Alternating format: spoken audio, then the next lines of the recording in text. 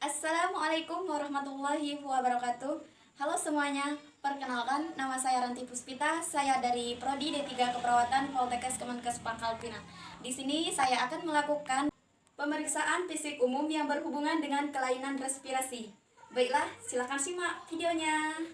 Bu, di sini Ibu namanya siapa ya, Bu? Ibu Tiani. Oh, Ibu di sini bersama siapa? Anak Ibu ya? Iya. Namanya siapa, Bu? Rizky Marsandi. Baiklah Ibu, di sini keluhan Ibu sehingga datang ke sini apa ya, Bu? Ini agak sesak napas. Oh, sesak napasnya biasanya timbul pada misalnya cuaca dingin, apa cuaca panas biasanya, Bu? Cuaca dingin. Oh, jadi setiap kali cuaca dingin anak Ibu sesak napas. Iya, iya. Oh, gitu ya, Bu. Ada pengaruh makanan apa, Bu? Misalnya makanan apa yang bisa bikin dia sesak napas, atau ada kena debu yang berulang-ulang gitu, Bu? Makanan yang dingin. Ketika makanan dingin? Iya. Atau pernah kena debu berulang-ulang sehingga sesak napas, Bu? Enggak pernah. Ibu sebelum kesini ada kontrol dengan siapa, ke rumah sakit atau ke puskesmas sebelumnya? Apakah udah pernah? Sudah ke puskesmas. Oh, udah ke puskesmas. Udah berapa lama ya, Bu? Semasa pulang dari puskesmas atau semasa berobat di puskesmas? 6 bulan, kira-kira 6 bulan. Oh, 6 bulan ya, Bu. Anak Ibu pernah dirawat di rumah sakit tidak, Bu? Enggak, cuma ke puskesmas, enggak punya uangnya. Oh, jadi belum pernah ya, Bu. Biasanya, Bu, kalau misalnya lagi terkena sesak napas, obat yang dikasih itu kepada anak Ibu apa, Bu? Obat hirup. Oh, obat hirup. Ibu, selain anak Ibu, apakah ada keluarga Ibu yang menderita sesak napas? Bapaknya sesak napas. Oh, jadi bapaknya ya. Mungkin ini ada faktor keturunannya juga, Bu, ya. Mungkin. Oke, baiklah, Bu. Untuk masa pengenalan atau anamnesa kita hari ini sudah cukup. Jadi selanjutnya kita akan melakukan pemeriksaan fisik secara langsung kepada anak Ibu ya, Bu. Ibu mohon tunggu di luar saja. Iya, Bu Dokter.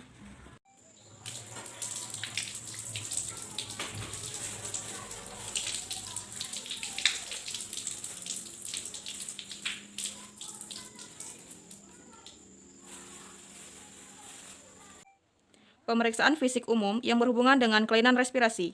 Pemeriksaan ini untuk melihat beberapa kelainan di organ lain yang berhubungan dengan sistem respirasi. Pemeriksaan konjungtiva dan sklera.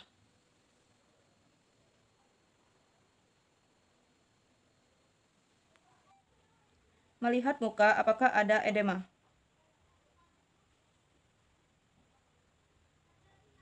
Melihat bibir dan kulit apakah ada sianosis. Memeriksa kelenjar getah bening leher, supravikula dan infravikula. Pemeriksaan ekstremitas untuk melihat adanya clubbing fingers.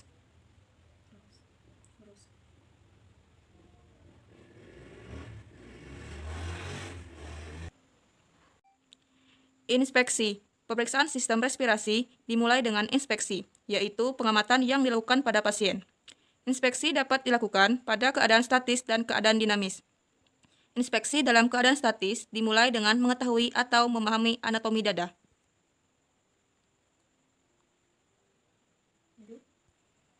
Pertama, tentukan bentuk dada. Diameter antara posterior dan lateral. Seterusnya, lihat apakah bentuknya sistematis atau tidak.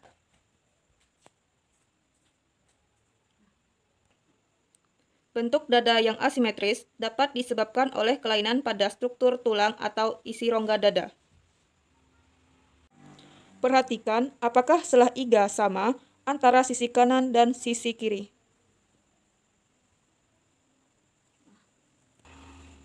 Kita juga harus melihat adanya kelainan bentuk dada yang bisa ditemukan, seperti Bijan chest, funnel chest, flat chest, barrel chest, unilateral flattening atau unilateral prominent chest.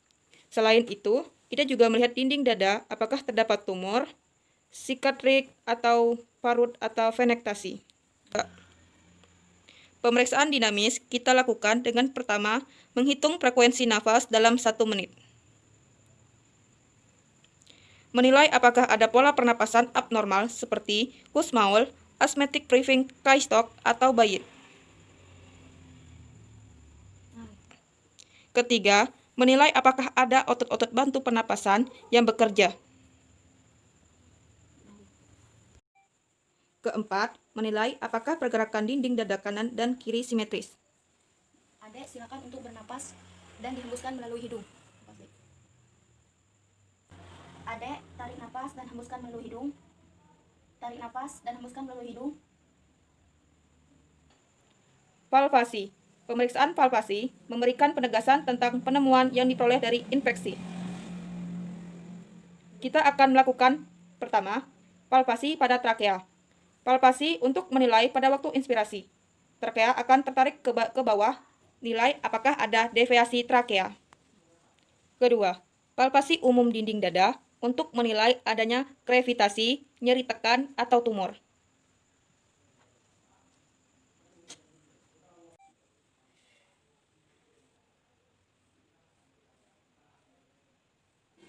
Ketiga, palpasi dada pada keadaan dinamis untuk menilai apakah ada pengembangan dinding dada sama kiri dan kanan. Adek, silakan hembuskan napasnya. Tarik napas dan hembuskan melalui hidung ya, Dek. Tarik napas lagi, Dek. Hembuskan lagi, tarik napas. Hembuskan. Keempat, pemeriksaan taktil primitus. Adek, silakan sebutkan 77 ya. 77. 77. 77. 77. 77. 77. 77. 77. 77. 77. Ya, perkusi. Tujuan perkusi adalah untuk memperlihatkan keadaan pekak pada tempat yang seharusnya ada resonansi. Pertama, membandingkan paru kiri dan kanan. Secara normal, akan terdengar bunyi sonor.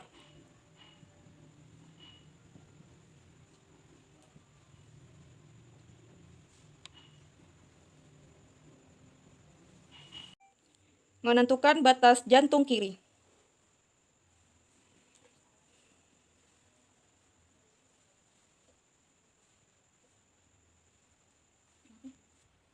Menentukan batas jantung atas.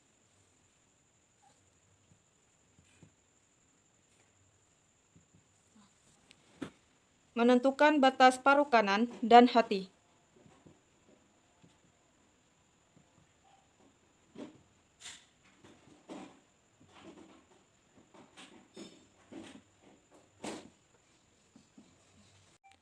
Auskultasi. Pemeriksaan auskultasi dilakukan secara tidak langsung dengan menggunakan stetoskop. Pasien sebaiknya disuruh bernapas dengan mulut. Pada pemeriksaan ini, kita akan mendengarkan suara utama, yaitu pertama, suara napas trakeal. Adek, bernapas ya, Dek. Lanjut, Li. Pada daerah trakea, di mana durasi sama dengan ekspirasi dengan intensitas inspirasi sangat keras dan peak yang tinggi. Bernapas ya, Dek. Kedua, suara napas bronkial pada daerah subtrasternal di mana durasi ekspirasi lebih panjang dibanding dengan inspirasi, dengan intensitas keras dan pitch yang tinggi. Bernapas ya, Dek. Ketiga, suara napas bronkofisikular dapat didengarkan di daerah RIC1 dan 2 dekat dengan sternum di mana intensitasnya sedang dan pitch yang sedang.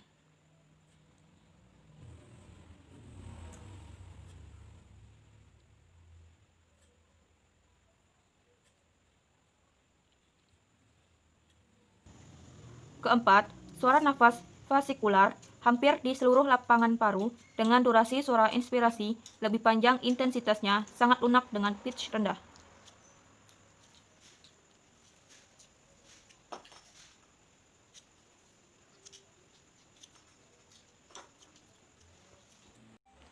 Suara nafas bronkial dan bronkofisikular apabila ditemukan selain pada posisi di atas akan memberi petunjuk adanya proses patologis.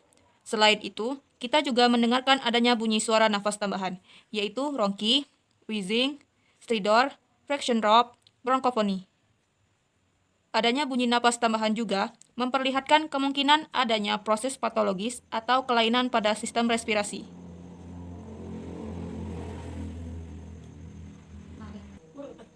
Pemeriksaan fisik paru bagian belakang atau punggung dapat dilakukan pada posisi pasien duduk membelakangi pemeriksa.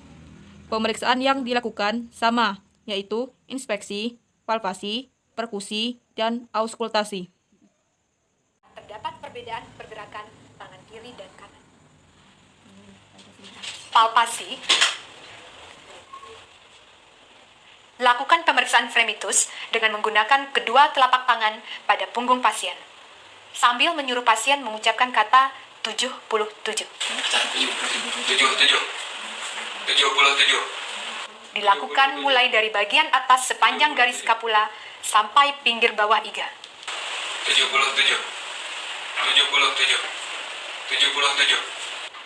Bandingkan hasil pemeriksaan kiri dan kanan. 77. 77. 77. 77. 77. Perkusi. Lakukan pemeriksaan perkusi mulai dari bagian atas dada bergantian antara kiri dan kanan sampai ke arkus postarum.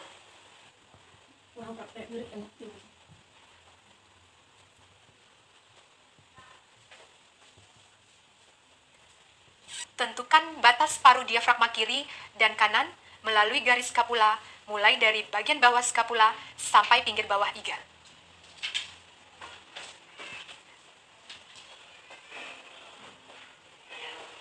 Tentukan batas peranjakan diafragma kiri dan kanan. Auskultasi. Lakukan pemeriksaan auskultasi. Pada kondisi normal, bunyi bronkofesikuler didengarkan di daerah interskapula, dan bunyi vesikuler dapat didengar pada seluruh lapangan paru.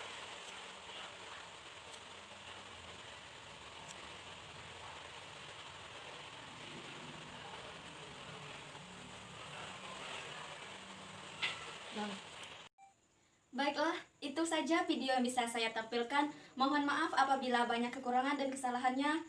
Wassalamualaikum warahmatullahi wabarakatuh.